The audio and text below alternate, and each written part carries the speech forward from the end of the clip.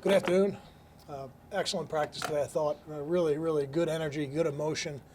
A lot of visitors, which was neat. One in particular. Can I help you out, boys?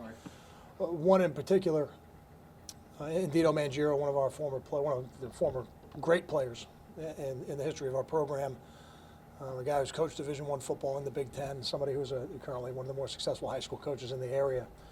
It was exciting to have him there with his staff, and he got a chance to talk to the team, and I thought it was a great message. So with that, questions?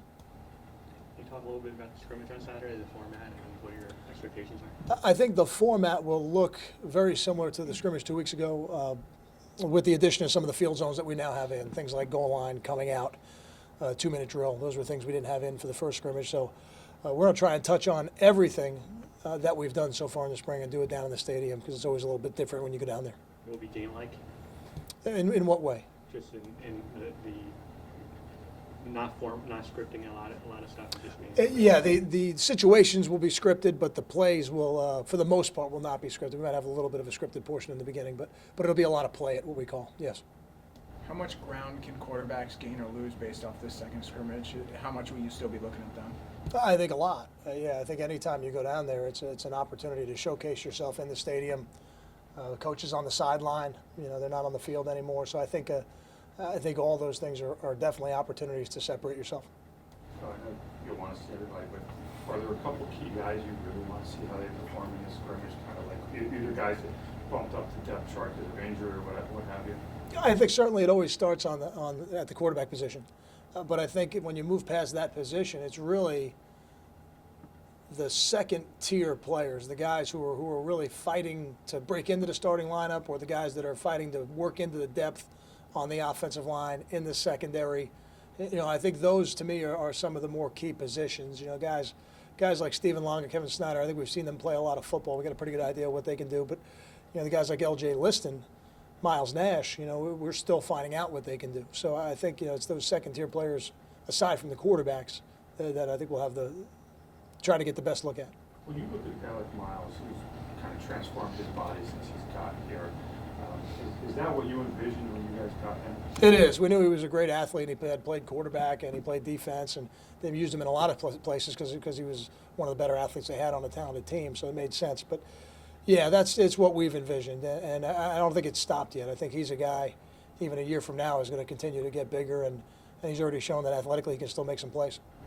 A number of guys have talked about transforming the body this offseason. You talk about the job that the strength and conditioning staff, what they do? Yeah, I think Coach Cole does an excellent job down there, and as the head football coach, there's no doubt that is one of the more critical hires in your organization, because they spend more time with your players really than the coaches do, just by rules. So they get them first with the summer program for the freshmen. They're the ones training them on the off days here in the spring. And then they carry them all the way really through the cycle of their career. So I think having somebody like Jeremy is a major asset for me, and then the people who work under him, I think, do a good job. Mike Tufo, Eddie Grayer, Joe Giacobbe. Those guys are a critical part of our staff. When you look at some of the early enrollees, what do you kind of look to see from them in this second scrimmage? They have some more footing under them. They've been through it more this spring, some more experience. I just want to see progress. That's all. For those guys, this is bonus time. For all those guys, the rest of their class will get here in the summer. To see somebody like Marcus Applefield, who's getting really all the second team reps right now at right tackle. I mean, that is going to be invaluable to him as we start training camp in a couple months. From those early enrollees, do you see any at this point that how they could have a place on this team in the fall? I don't know. I don't know that yet. I don't know that just yet. I think it's still a little bit too early. I think when they have a chance to learn everything for the second time, I think we'll have a better indication of what they'll be able to contribute next year. Kyle, the left side of your offensive line started all 13 games last year. Where have you seen that familiarity show up most this spring?